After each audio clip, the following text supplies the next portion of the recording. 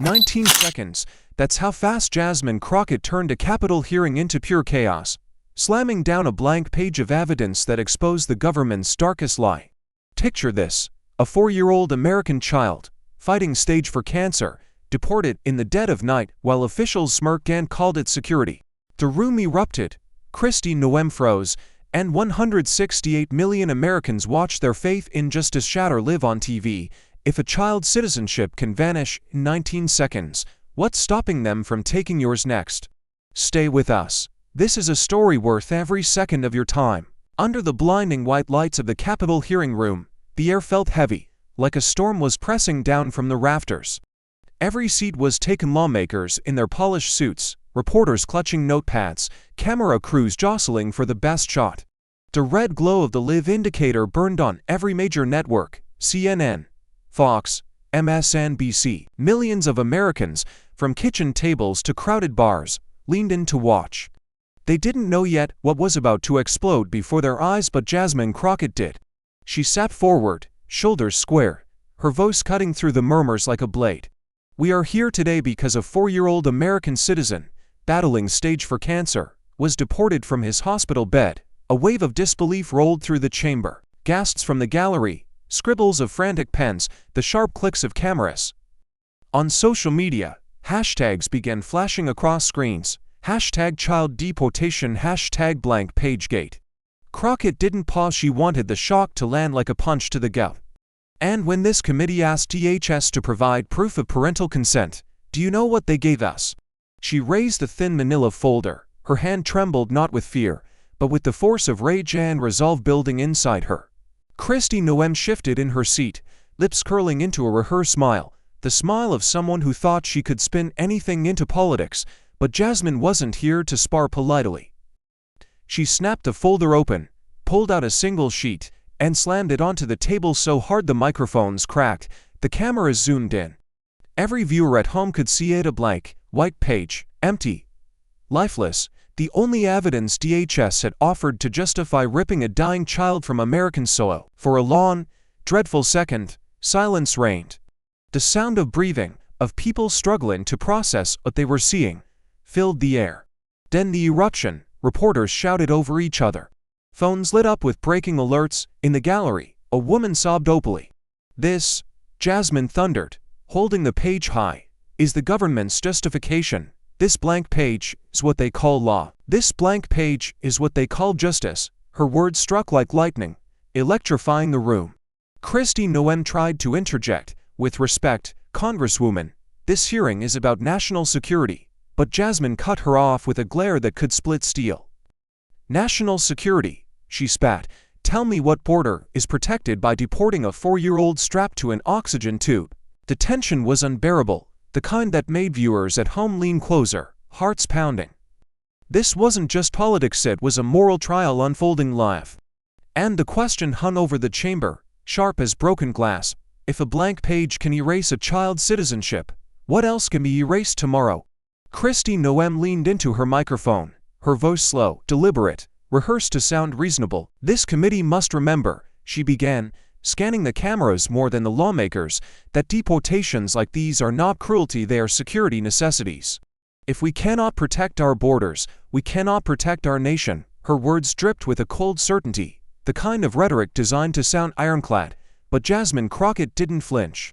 She pushed forward in her chair, her gaze cutting through the performance. Security necessities, she repeated, her voice a blade wrapped in velvet. Show me the proof, right here, right now. All eyes swung toward the DHS representative seated stiffly beside Noem. His fingers fumbled with a folder, sweat glistening at his temple as he produced the so-called evidence. He slid it across the table, but Jasmine snatched it before he could utter a word. Her movements were sharp, precise, each second building tension like a drumbeat. She opened it, pulled out the lone sheet, and held it high for every camera to capture. Viewers at home leaned closer to their screens. A ripple of disbelief surged through the chamber. The page was blank. Not a signature, not a seal, not a single word. The silence that followed was suffocating. You could hear the shuffle of reporters refreshing Twitter, the scratch of pens halting mid-sentence, the distant hum of cameras zooming in. And then came the first tweet, flashing on feeds across the country. Hashtag blank page. Within minutes, it was trending. On television, anchors stammered to keep pace, repeating the phrase as if to confirm they weren't hallucinating. A government had deported a sick American child and the evidence was nothing. The room shifted. A congressman coughed to cover his nerves. A woman in the gallery pressed her hand to her mouth as though holding back a scream. Noem kept her smile tight, but the camera caught the flicker in her eyes, the faint crack in her composure. She tried to steady the narrative, her voice louder now, defensive. Blank or not, these actions save American lives. You cannot see what we see every day on the border. But Jasmine didn't let her breathe. She slammed the paper flat against the desk, the thud echoing like a gunshot. Save lives, she snapped. Tell this chamber how silence on a page saves anyone. Tell the mother of a dying child that this vote is justice. The chamber teetered between collapse and explosion. Some lawmakers exchanged nervous glances, as if realizing history was etching itself before them. Reporters pounded out headlines in real time. Phones lit up across the gallery. The weight of that empty page pressed down on every soul present, a reminder that rights if left unguarded could vanish into thin air. And then Jasmine's voice, steady, commanding, tore through the silence one last time. When the law itself is reduced to a blank page, who holds the power now? The people who bleed for this country, or the paper that erases them? Jasmine let the silence linger, the blank page still trembling between her fingers, before she leaned into the microphone with the cadence of someone delivering a verdict. Let me make this simple for every American watching, she said, her voice low but laced with fire. The 14th Amendment to the United States Constitution guarantees that if you are born on this soil, you are a citizen. No ifs, no buts, no blank pages. And the promise of due process means the government cannot strip you of your freedom or your future without a hearing, without evidence, without justice. Her words were sharp, unflinching, meant not for the lawmakers in the chamber but for the millions glued to their screens. The cameras panned across the gallery, parents clutching their children tighter, activists gripping homemade signs, veterans with weathered faces who had fought under the American flag and now wondered what that flag truly protected. A father in uniform shook his head, his jaw clenched in disbelief. An older woman whispered, "That could be my grandson." The chamber was no longer just a room. It had become a mirror of the nation itself. Jasmine's hand slammed down on the desk again, punctuating each word. If the government can deport a dying boy with cancer, then none of us are safe. Not the farmer in Iowa, not the factory worker in Michigan, not the grandmother in Texas, because if they can erase him, they can erase you. They can erase anyone. The sentence rolled like thunder, drawing gasps and murmurs from every corner. Social media erupted. Hashtag blank page now joined by hashtag no one is safe, climbing the trending charts as Americans poured their outrage into posts, videos, and live stream rants. It was no longer just a story, it was a firestorm. Christy Noem tried to cut in, her tone clipped, her eyes cold. This is a distortion, a performance for cameras. The real threat is what happens when borders collapse. But Jasmine cut her off with a raised hand, her eyes locking on the cameras as though staring into the living rooms of America. No, Governor. The real threat is what happens when citizenship becomes optional, when the Constitution becomes a prop, when justice is reduced to the silence of an empty page. Her words ricocheted off the marble walls, each one heavier than the last. The gallery buzzed with suppressed anger. One activist rose to her feet, tears streaking down her face, whispering, "She's right." The reporters' fingers flew across their keyboards. Headlines already screaming, "Crockett to Noem, citizenship is not optional." Across the nation, televisions blared in diners, airports, and living rooms. Strangers looked at each other with the same mix of fear and fury, unified by the haunting realization that their rights might not be as permanent as they believe. Jasmine leaned back, eyes still locked on Noem, her voice dropping into a razor-sharp whisper that cut deeper than any shout. "So tell us, Governor, will you stand by that blank page, or will you answer to the millions of Americans now asking whether you can defend anything at all?" The DHS secretary cleared his throat, shuffling his papers as if the weight of bureaucracy could shield him from the fire in Jasmine Crockett's eyes. His voice droned like a machine set to autopilot, sterile and hollow. The agency has followed established protocols consistent with statutory frameworks and interagency cooperation guidelines. The words rolled out like smoke, heavy, suffocating, designed not to clarify but to confuse, to dull the outrage in the room into weary resignation. He hid behind acronyms ICE, CBP, in each syllable, like a brick in a wall meant to keep humanity out of reach. Jasmine's fist tightened on the desk. She leaned forward, her voice slicing through his fob like a blade. Stop. Rights are not acronyms. You cannot bury a child's life under a pile of letters and call it law. Don't you dare stand in front of the American people and pretend that this alphabet soup excuses cruelty. Her interruption jolted the room, a sudden rupture in the monotonous rhythm. The cameras snapped toward her, catching the spark in her eyes, the tension in her jaw. The gallery stirred. Terrans shook their heads, activists muttered angrily. Even a veteran in the back slammed his palm against his knee in disgust. Noem smirked, leaning back in her chair as though she had been waiting for this cue. Her tone dripped with disdain, rehearsed to sound tough and unyielding.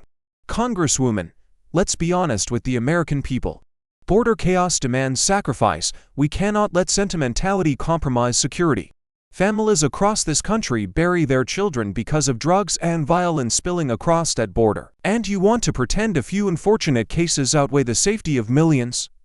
Her words, cold and sharp, cut differently, and the DHS secretary's jargon they weren't meant to confuse, but to wound, to harden the room into submission. The energy in the chamber faltered, heads bowed. A mother in the gallery clutched her child closer, as if reminded of her own vulnerability. The public watching at home felt that familiar chill resignation creeping in, the quiet voice that whispers, maybe this is just the cost of safety. It was the dip, the emotional valley, where fear threatened to smother outrage. Noem's smirk widened slightly, sensing her advantage, mistaking silence for victory. But Jasmine didn't retreat. She allowed the pause to hang, then leaned back into the microphone with a steady fire. You call it sacrifice, I call it state-sanctioned negligence. You speak of millions, but you erase one child at a time, until the Constitution is nothing more than a casualty of your talking points. Border chaos doesn't demand sacrifice, it demands accountability.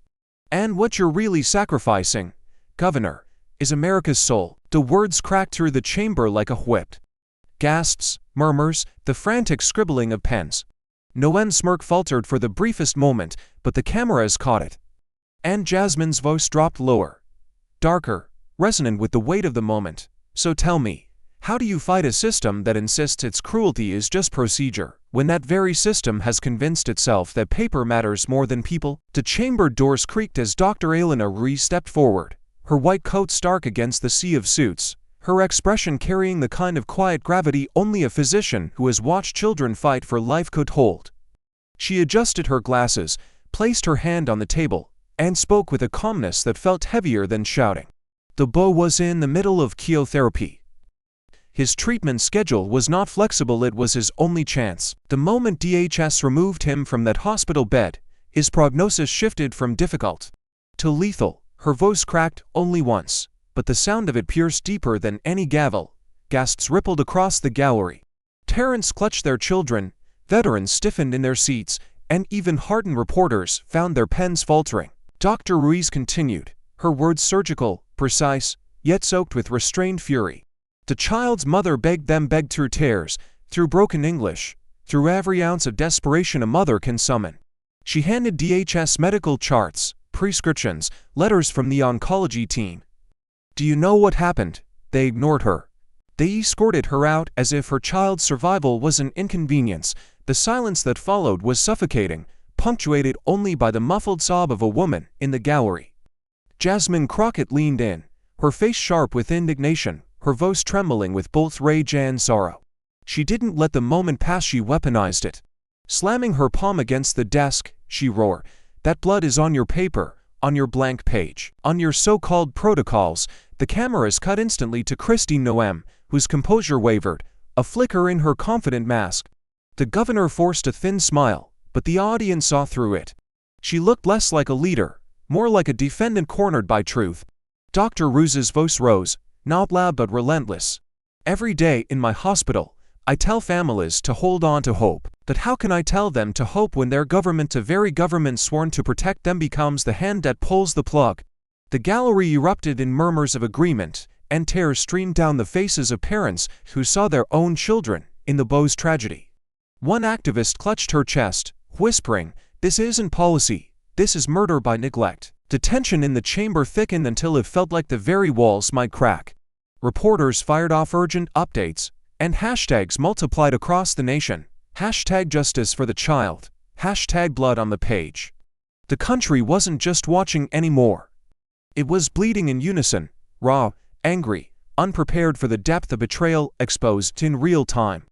Jasmine pointed again at Noem, her voice a dagger cloaked in calm. "Governor, tell this room, tell America how you sleep at night knowing a child's death can be filed away as paperwork." The room held its breath. The silence was no longer empty, it was accusatory, crushing. And then Jasmine delivered the line that would echo beyond the chamber, beyond the hearing, into living rooms and hearts across the nation. "When evidence itself is human suffering, how can a governor shrug it off as nothing more than paperwork?" The silence left by Dr. Roos's testimony cracked like glass when a booming voice tore through the chamber. Representative Calhoun, red-faced and grinning for the cameras, shot to his feet and jabbed a finger across the room. "You hate America," he barked, his words echoing off the marble walls like a shotgun blast. His allies on the far-right benches thumped the tables in agreement, their voices blending into a chorus of jeers. The gallery gasped, half in outrage, half in shock at the audacity of such an accusation hurled during live national coverage. Jasmine Crockett did not blink. She pivoted her chair toward him, her eyes narrowing to slits, and when she spoke her voice carried the kind of cutting precision that could slice through steel. "I don't hate America," she said, her words deliberate, each syllable ringing with conviction. "I hate paper tyranny. I hate the cowardice of men who hide behind blank pages while children die. And if you think standing on the graves of sick children makes you patriotic, then the only thing you love is power, not this country." The room erupted in gasps, the sting of her words hanging in the air like smoke after an explosion. The cameras devour every second. Within moments, the internet detonated. Twitter feeds flooded with memes of Calhoun's crimson face, captioned with Jasmine's retort in bold letters, "I hate paper tyranny." Instagram Reels looped her fiery delivery. TikTok edits layered her words over images of waving flags and children in hospital beds. Hashtags stormed the trends. Hashtag paper tyranny. Hashtag Jasmine vs Calhoun. Hashtag truth on live TV.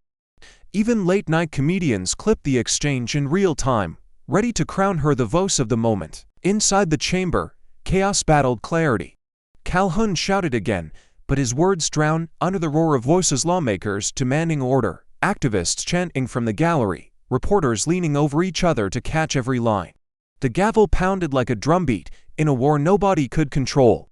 Christy Noem folded her arms, her smirk tightened, but the flicker in her eyes betrayed something else. Fear that she was no longer the star of the narrative, that Jasmine had stolen the spotlight and turned the hearing into a stage where Noem's defenses would crumble. Jasmine remained steady in the storm.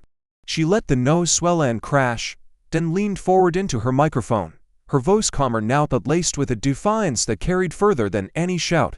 "Let them scream, let them heckle. Because the louder they try to drown out the truth, the louder this truth will echo, and America is listening." The gallery fell into a hush, the tension pulling every viewer closer to the edge of their seat. Social media kept spiraling, the clash already immortalized into a digital battlefield. But Jasmine wasn't done. She glanced at the folder still lying on her desk, her hand hovering above it like a soldier about to draw her weapon. She looked back at the chamber, at Noem, at Calhoun, and then into the cameras. Her voice dropped to a whisper sharp enough to cut. "If this shook you, wait until you see the next case. Because the truth doesn't whisper, it roars." The question lingered like a spark in dry grass, daring the nation to stay glued to their screens. How much louder will Jasmine's voice grow when the next case is unveiled? Jasmine's hand hovered over the folder for a beat, the camera zooming in as though they knew another strike was about to land. Then she pulled out the next file and raised her eyes to the chamber. "America," she said, her voice cutting through the static of the room. Meet Andre Hernandez Romero. A young man rose slowly from the gallery, shoulders tense, eyes heavy but unbroken. The room turned to him as if the story itself had stepped into the light. Andre came here from Venezuela, Jasmine continued. He applied for asylum through legal channels, passed his credible fear interview, has no criminal record, none.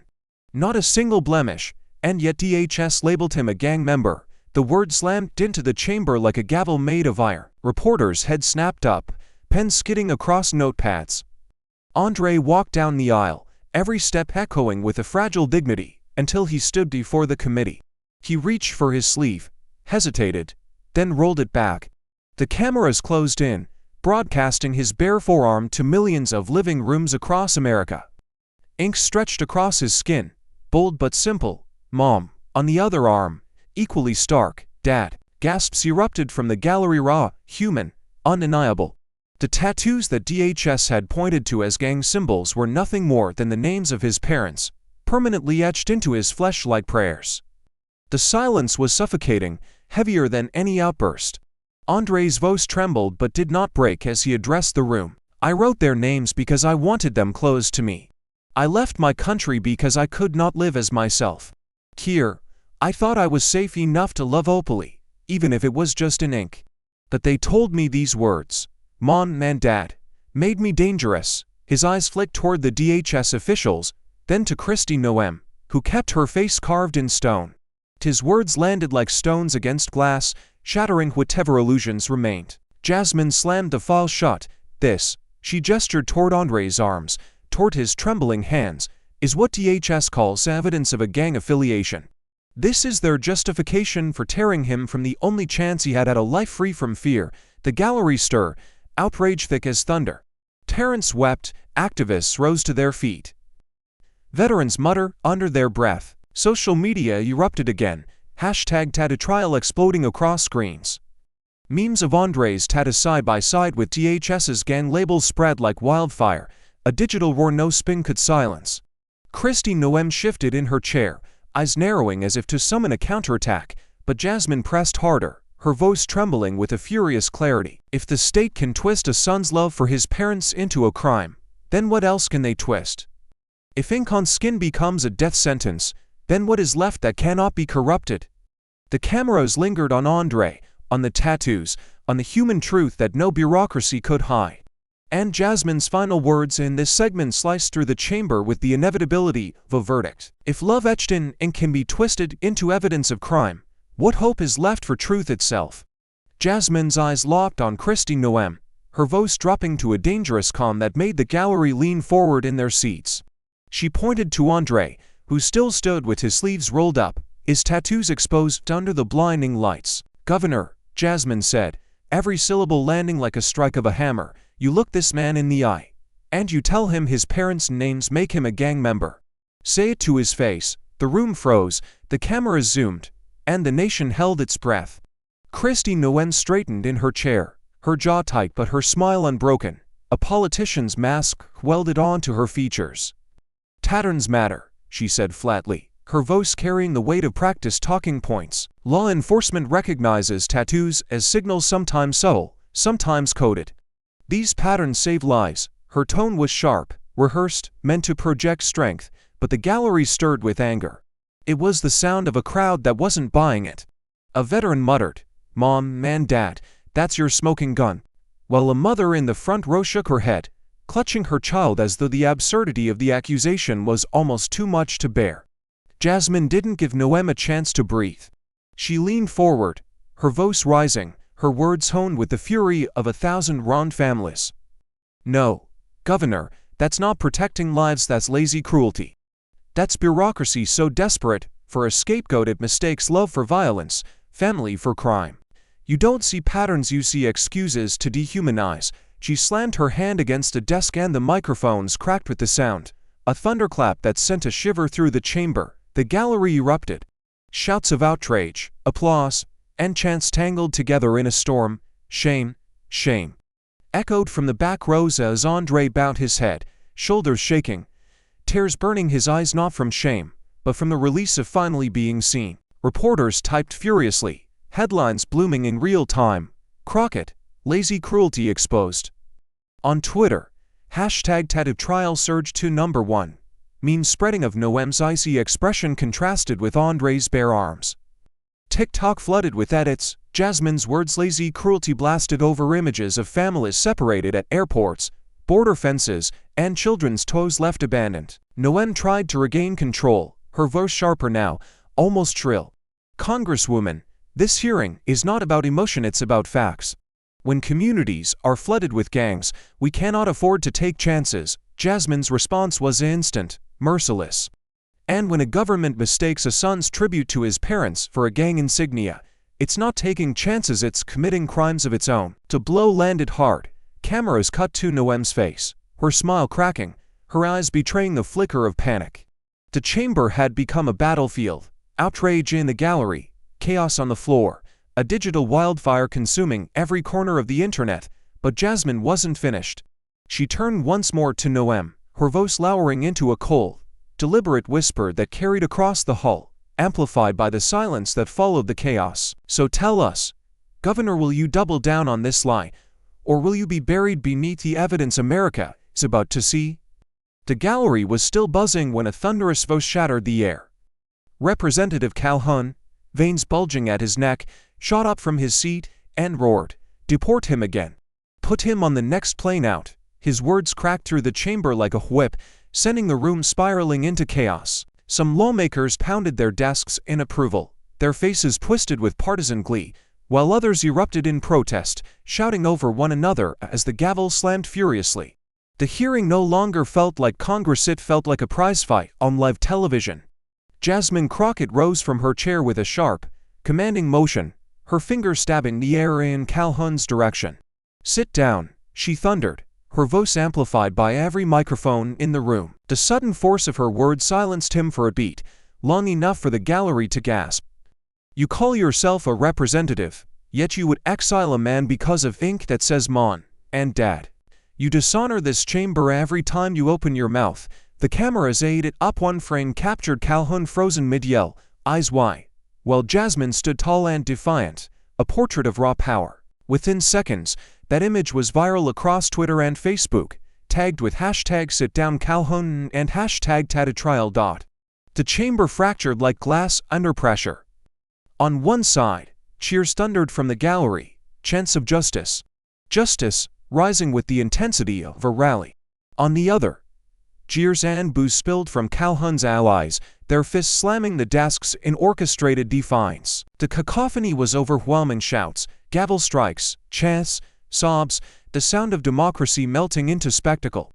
Reporters live tweeted with frantic fingers, "Capitol hearing descends into chaos. Crockett versus Calhoun trending at #1. Nation glued to screens." Christy Noem tried to interject, raising her hand as if to restore order, but the cameras had abandoned her, locked instead on Jasmine, who now stood in the center of the storm, unyielding. She lifted the blank page again, holding it high above her head, a silent rebuke louder than any shout. The roar of the crowd dimmed for a breathless moment as everyone fixated on the stark emptiness of that sheet of paper. Then Jasmine's voice cut through the tension, sharp as a blade. "This is not just about Andre. This is not just about one child.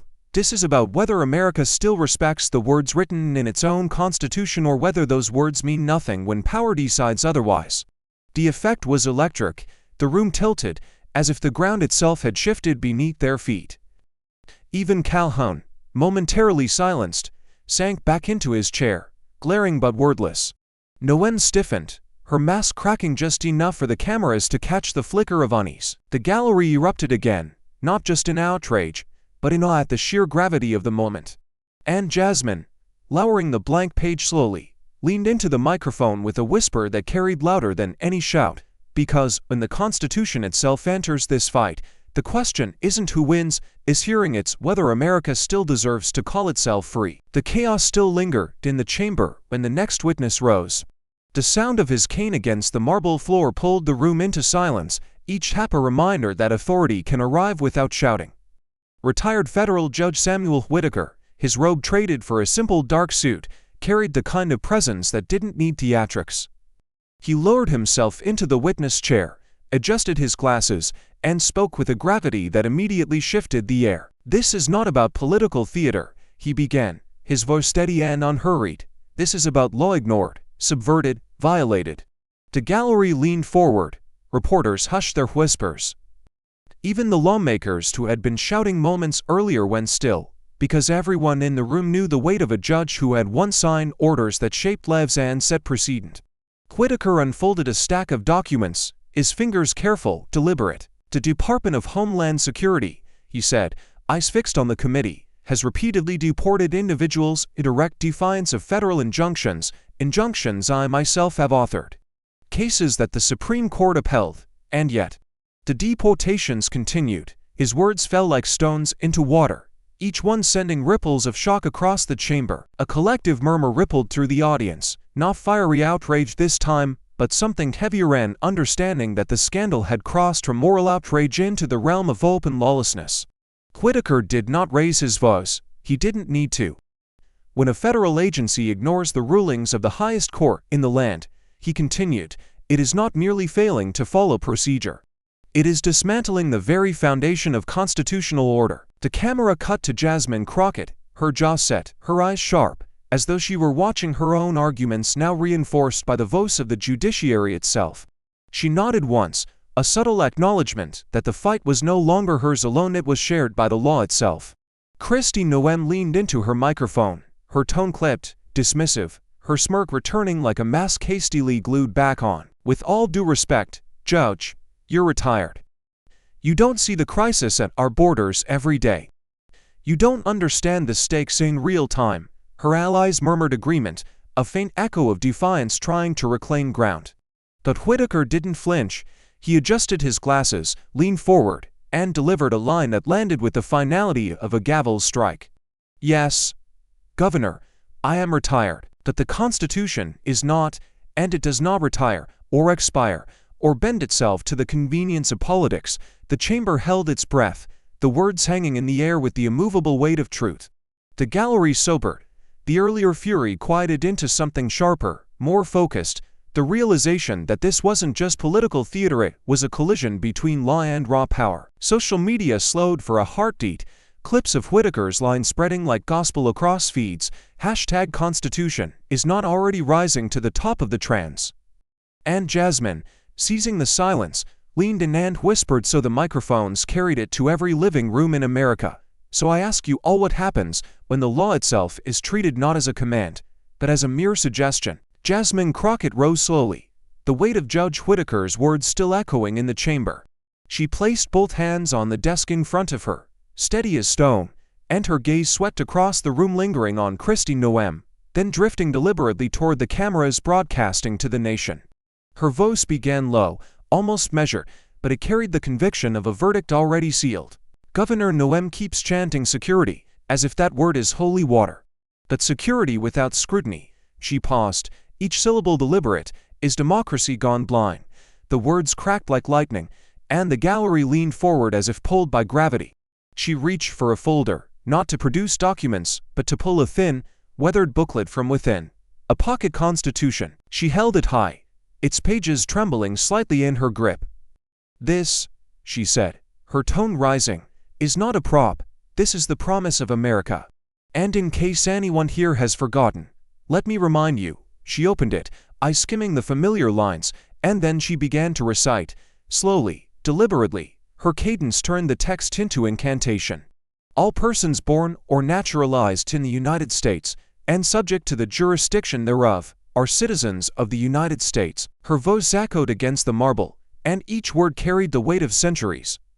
Nor shall any state deprive any person of life, liberty, or property, without due process of law, nor deny to any person within its jurisdiction the equal protection of the laws. She snapped the booklet shut, the sound reverberating like a gunshot. The chamber erupted in murmurs, but Jasmine wasn't done. She leaned toward her microphone, her eyes locked on Noem's mask of defiance. This amendment is not sentimental poetry. It is not optional. It is not a blank page to be filled in by politicians who find compassion inconvenient. It is the law, the highest law.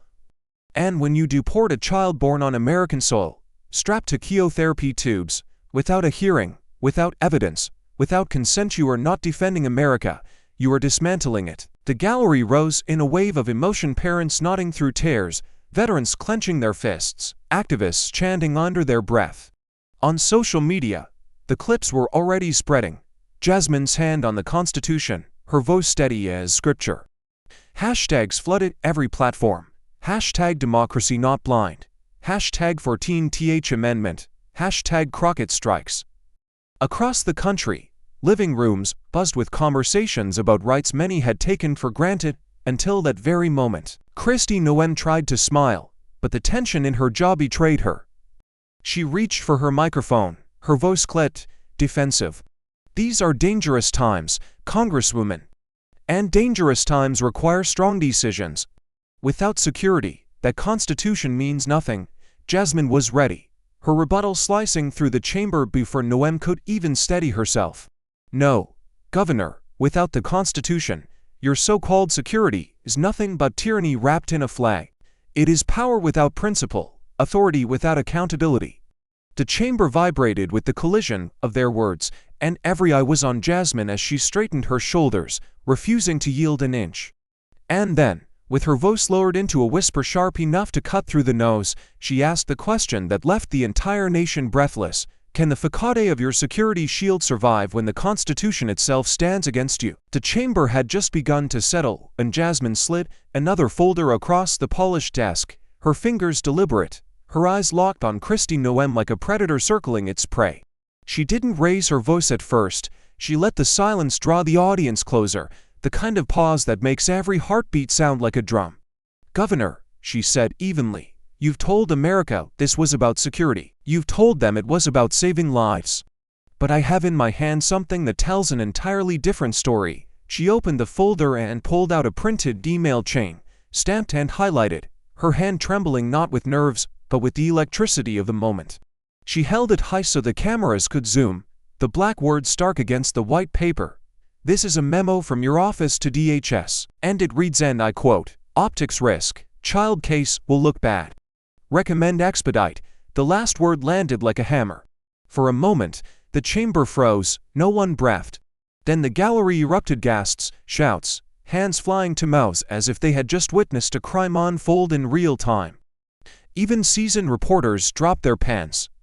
The notion was horrifyingly clear. The deportation wasn't about law, or security, or justice. It was about optics. A dying child was not a human being, they were a liability to be erased quickly. Noem's mask cracked. She leaned forward, her face blanching as though the air had been stolen from her lungs. That's out of context, she stammered, her voice straining against the weight of the evidence. But Jasmine didn't let her off the hook. She slammed the memo against the desk, the microphones crackling with the impact. Out of context, she hissed. Tell that to the mother who begged for her child's life, while your office recommended expedite. Tell that to America, watching this memo in real time, who now knows that to you a child's survival was nothing more than a PR problem. The cameras cut instantly to the gallery. A woman in the front row sobbed openly. A veteran shook his head, muttering, God help us. Activists clutched their signs tighter, tears streaking their faces as the weight of the revelation pressed down on the room. And in the back, Ma Ya-chen, her phone glowing, typed furiously. Within minutes her post exploded across social media. Crockett reveals leaked memo, optics risk, expedite child deportation. Hashtag optics risk trending #1 worldwide. Screens across the country lit up in shock, the words searing into the national consciousness. Jasmine leaned forward, her voice sharp, unrelenting. Governor Noem, this is not a debate anymore. This is your signature, your order, your shame. You didn't just deport a child, you tried to bury the evidence under the phrase optics risk. Her eyes burned into Noem's as the chamber thundered with outrage, every shout amplified by the sense that something irreversible had just broken open. And then Jasmine delivered the final blow, her voice dropping into a whisper that felt louder than any scream. So tell us, Governor, can you survive when your own words have already condemned you? The memo still lay on the desk like a smoking gun when Noem's composure finally cracked. Her smile faltered, her voice rose an octave higher than usual, and the words slipped out before she could catch them. You little, the chamber gasped. It wasn't just the insult, it was the venom, the loss of control from a woman who had built her brand on being unflappable.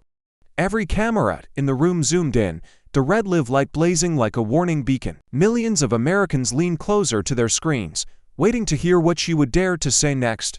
But Jasmine didn't give her the chance. She leaned forward, her hand slamming the desk, her voice slicing through the chamber like steel on glass. Finish it. Go on. Finish it on national television. Call a mother fighting for her child what you really want America to hear. Her tone wasn't a request, it was a command. A trap sprung with perfect precision. The gallery erupted in murmurs, a rising hum of disbelief. Reporters' fingers hovered above their keyboards, ready to immortalize whatever word came next. Noem froze, her jaw clenched so tight her lips barely moved. She glanced at the cameras, at the packed gallery, at the judge still seated solemnly to her left. For the first time that afternoon, she looked less like the governor of South Dakota and more like a cornered politician caught in her own snare. Her silence became the story heavier, more damning than any insult she could have thrown. The crowd knew it, the reporters knew it. The nation watching knew it. Jasmine didn't blink. Her voice dropped lower, steadier, the kind of voice that carries more weight than shouting. This is the moment, Governor. You wanted to call me small. Then look into these cameras and tell every mother in America that their children are small enough to be erased. Tell every father in uniform that his sacrifice is small enough to be ignored. Tell every family watching this hearing that their pain is nothing but an optics risk. Say it.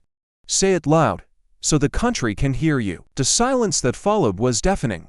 Noem's eyes flickered to the gallery where mothers clutched their children tighter, to Andre still standing with his tattoos bared, to Dr. Ruiz whose steady gaze offered no escape. Her hand trembled as she reached for her microphone, but she couldn't bring herself to speak. The damage was already done. Social media lit up like wildfire, hashtags multiplying, memes of Noem's frozen face spreading faster than she could contain. Hashtag finish it and hashtag optics risk trended side by side, a digital jury already delivering its verdict. Ma Yao-chen, still typing furiously from the back row, tweeted, Governor Noem cracks under pressure. Crockett forces her silence live on national TV. Power shift complete. And Jasmine, sensing the weight of the moment, leaned back in her chair with the calm of someone who knew the battlefield had shifted. Her final words landed with surgical precision, echoing in the stunned silence. So I ask again, Governor, will you recover your image, or has it already been destroyed beyond repair? Andre's hands shook as he adjusted the microphone. His sleeves still rolled up, the words Mom and Dad branded on his skin for all of America to see. His voice was soft, almost hesitant, but the quiet only made the chamber lean closer.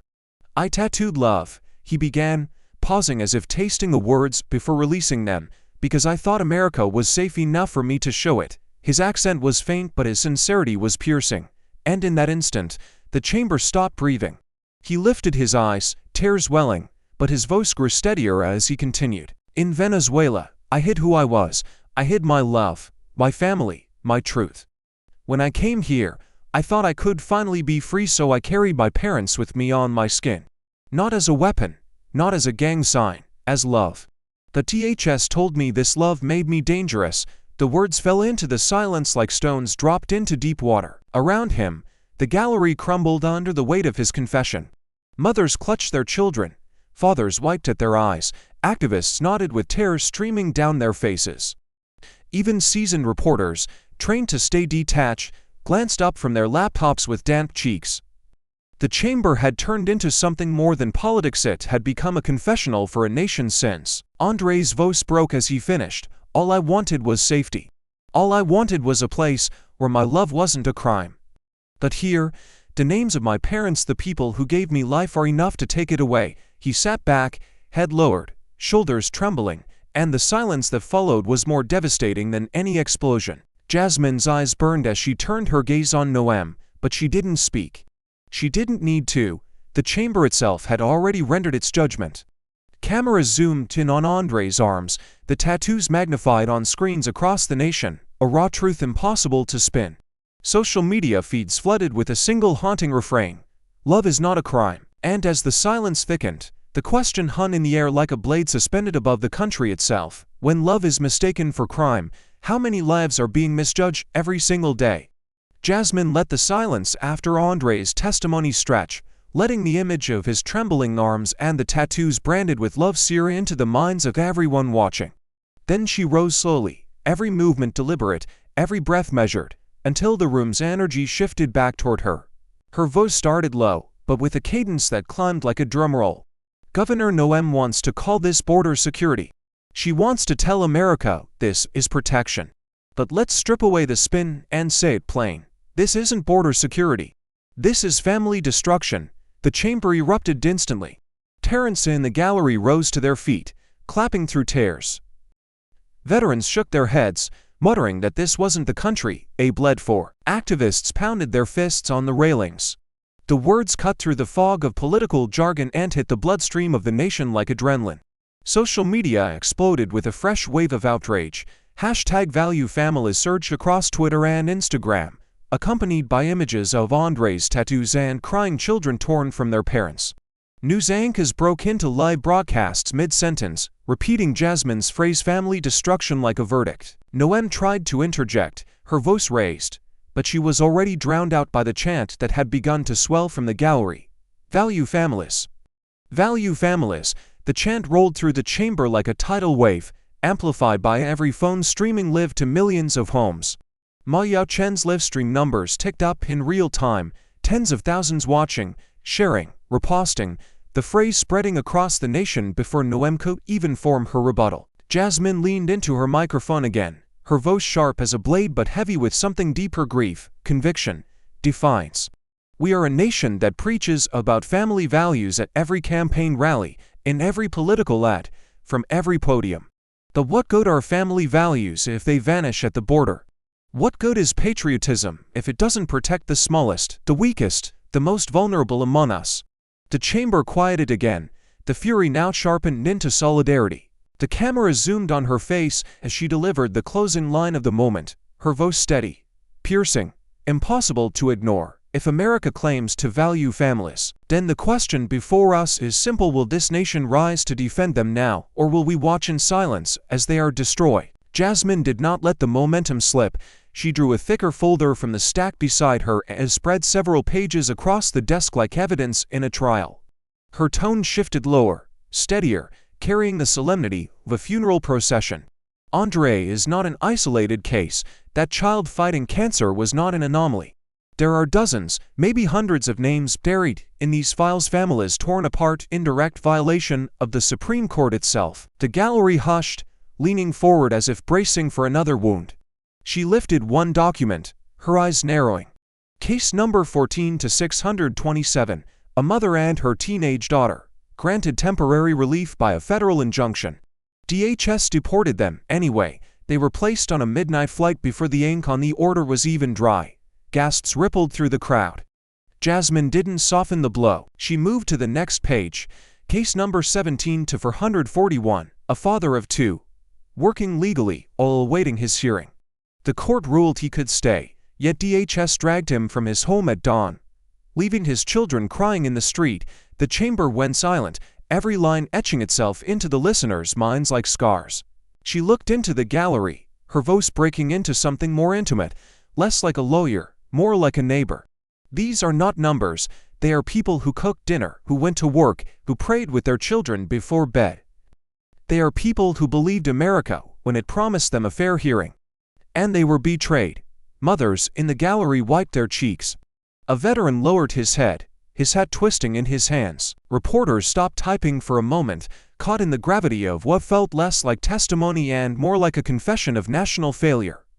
Jasmine's voice grew heavier, each word pressing down like lead. Every story you see here is not just a policy error. It is a child who wonders why their parent never came home. It is a family who keeps an empty chair at the dinner table. It is a promise broken by the very government that swore to uphold it. The chamber was thick with grief, frustration, and a known sense of betrayal that reached beyond politics. She gathered the papers back into the folder and raised her eyes to meet the cameras. Her final words landed like a dagger plunged into the heart of the system. If these stories made it into the light, how many more still lie buried in DHS files, waiting for the day their silence is finally broken? Ma Yao-chen sat in the press row, her phone screen glowing brighter than the chamber lights, her voice narrating into a livestream that had swelled from a few thousand to hundreds of thousands in minutes. America is watching history crack open, she whispered breathlessly, her camera capturing Jasmine's stack of cases, the blank page still visible at her side, and Andre sitting in silence, tattoos bare. Her words raced against the flood of images already ricocheting across the internet. Children holding signs outside the Capitol reading "Love is not a crime." Veterans live streaming their outrage. Hashtags igniting faster than they could be counted. Hashtag value families. Hashtag optics risk. Hashtag paper tyranny. The wildfire was no longer digital alone. It was spilling into the streets. Outside, the chants rose like thunder. Shame, shame, value families. Thousands had gathered, some waving flags upside down in distress, others holding enlarged photos of children with captions like "American and deported." News choppers circled overhead, their cameras streaming aerial shots of a crowd swelling by the hour. Protesters locked arms at the barricades, their voices echoing into the chamber itself, forcing lawmakers to glance nervously toward the windows as if the building itself was under siege, not with violence, but with truth. Maya's live-stream comments poured in like a tidal wave. "I never cry at politics, but I'm crying now. This is not who we are, or is it exactly who we've become?" Shut them down until DHS answers for every blank page. Donations to immigrant aid groups skyrocketed in real time, the numbers climbing on screen, as if the outrage had found a new currency. Television anchors on rival networks struggled to keep up, some abandoning their scripts mid-broadcast to cover the eruption as it unfolded. Inside, the gallery buzzed with electricity, a strange unity binding grief and fury into momentum. Terrence nodded through tears, activists raised fists, and even those who had arrived skeptical now whispered to each other about betrayal, about shame, about what must happen next. The air felt thick with inevitability, as though the storm outside was already rewriting the story within. Jasmine glanced up toward the ceiling, as if listening to the chants rumbling through the stone walls. She didn't speak. Not yet. She didn't have to. The roar of the people was speaking for her now, carrying her words beyond marble halls into the streets of every city. And the question that lingered over the Capitol, heavy and unshakable, was no longer legal or partisan. It was existential. And public outrage bent policy, or will America's leaders double down and silence the very voices rising to hold them accountable? Jasmine waited until the chants from outside seeped through the walls, until the roar of thousands became the heartbeat of the hearing. Then she rose, turned not to the governor, not to the DHS secretary, but to the camera lenses beaming her face into every living room in America. Her voice was steady, intimate, the kind of tone that bypasses politics and pierces straight into the conscience. "Citizenship," she said, each syllable measured like a strike of a gavel, "is not luck. It's a promise." The room hushed, as though the marble walls themselves bent closer to hear. To every family sitting at home tonight, watching this spectacle unfold, know this: your birth certificate, your passport, your very identity are not privileges handed out at the whim of politicians. They are sacred guarantees enshrined in our Constitution. Guarantees that should never be erased by a blank page or an optics memo. She held up the pocket Constitution again, not as a prop but as a talisman, her hand steady despite the tremor of rage and resolve in her voice. Her eyes softened as she leaned closer into the microphone. "Mothers and fathers, you know what it means to fight for your children. Veterans, you know what it means to fight for your country. Students, you know what it means to fight for a future. This is your fight too. Because when one child can be erased, when one family can be torn apart, the thread that binds us all begins to unravel." Across the chamber, people in the gallery wept openly. On screens across the nation, viewers sat forward, compelled, unsettled, but gripped by the raw truth in her words. The surge of emotion built into something bigger than outrage, bigger than politics. It was resolve, hope wrapped in fire. Jasmine raised her chin, her voice lifting above the storm both inside and outside the Capitol. "So I ask you, America, what kind of nation do you want to be? One that buries its promise under fear? Or one that reclaims it, protects it, and proves to the world that our words still mean something?" She let the question hang, her gaze steady, her hand still clutching the worn Constitution. And as the cameras captured her silhouette against the storm outside, her final words cut deep, daring the country to answer. Will America reclaim its promise, or let it be buried forever beneath the weight of fear? The storm of chants outside rattled the glass panes, but inside the chamber Jasmine stood in absolute stillness. Her hand rested on the folder of evidence, her voice razor-sharp as it cut through the room. Produce the consent, produce the hearing. Produce anything that proves this child was not erased illegally. She paused, her words hanging like blades in the heavy air. Anything, the demand echoed against Marble-land microphones, the challenge unmistakable, undeniable. All eyes shifted to the DHS officials, then to Noem. The cameras zoomed in, desperate to catch the twitch of a lip, the shuffle of a paper, any sign of defense. But there was nothing. No file slid across the table. No aide rushed in with a binder. The silence stretched, thick and suffocating, more damning than a confession. Even the gavel stopped midair as the chairman hesitated, unwilling to interrupt the moment. The gallery felt it first. Parents clutched their children tighter. Activists leaned forward with fire in their eyes. Veterans muttered prayers under their breath. Reporters froze above their keyboards, their live feeds momentarily blank, because there was nothing to type except one word: silence. It was the kind of silence that crushed reputations, the kind that cannot be spun away by press releases or sound bites. Noem's face was tight, her lips pressed into a brittle smile that fooled no one. She shifted in her chair, glanced at her staff, then back at Jasmine, but still, nothing came. The silence deepened until even the chants outside faded, as if the entire nation held its breath at once. Jasmine let the pause swell, her eyes burning into Noem's, into the cameras, into the soul of the country itself. Then she leaned closer to her microphone, her voice dropping into a whisper sharp enough to pierce through television screens nationwide. This is the sound of a government with no defense. This is the sound of guilt.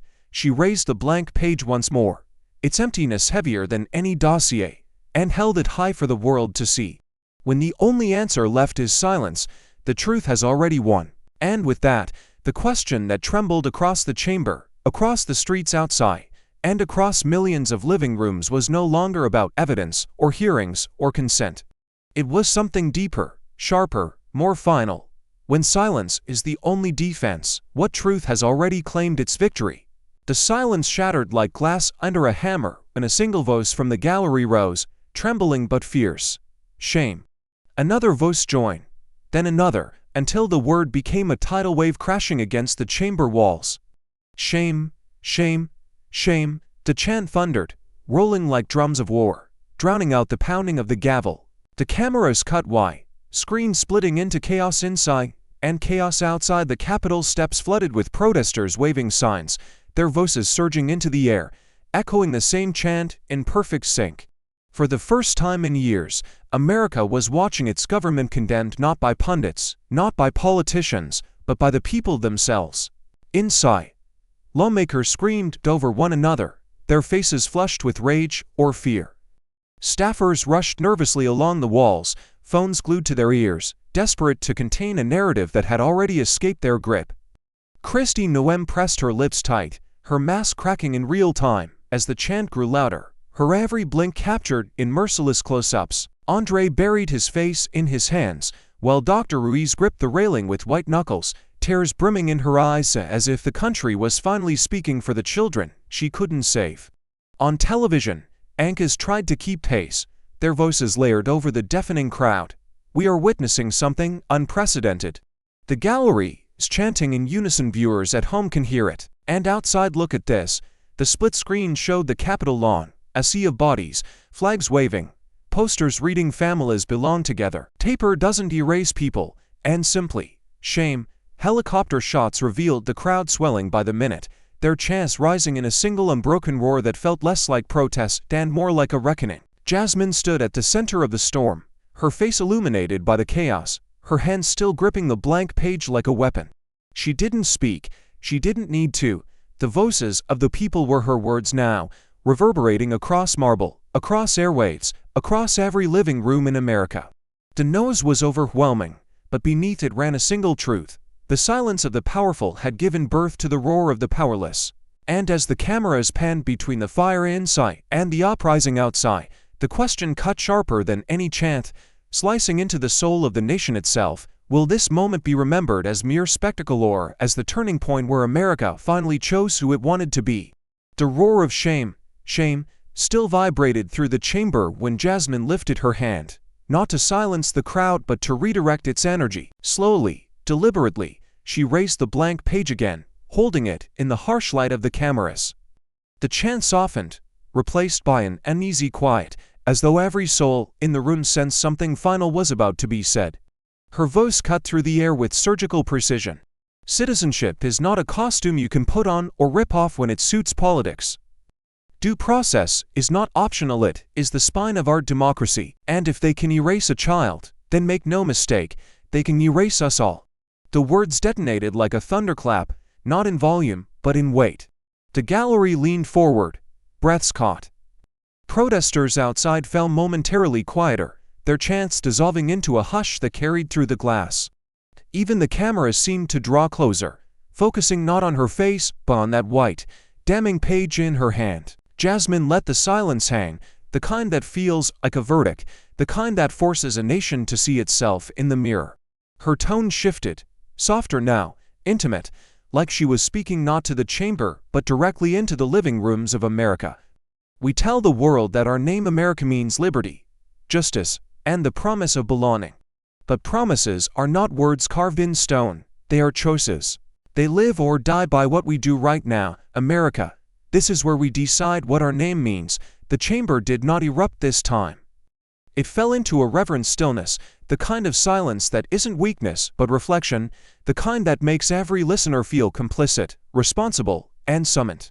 She lowered the page slowly, laid it flat on the desk, and leaned into the microphone one last time. So I ask you, the people watching at home, the citizens whose voices matter more than any politicians, do you believe citizenship should ever be negotiable?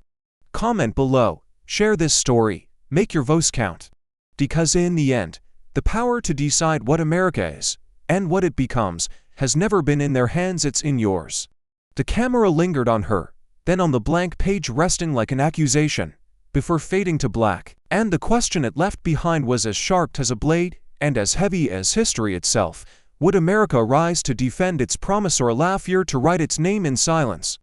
In the end, Jasmine's fight is more than politics, it's a reminder that silence in the face of injustice is its own form of surrender. Citizenship, dignity, and fairness are not privileges to be granted, but rights to be defended by each of us, every day.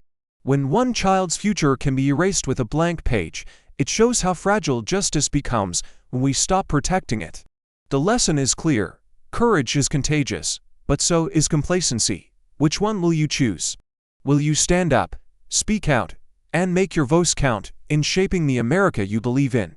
Thank you for watching until this moment and for standing with us on this journey for justice. Your support means everything. Like, subscribe, and turn on notifications so you never miss what's next. And we'd love to hear your thoughts. Leave a comment below and let us know what moved you most in this story. Together, our voices make a difference.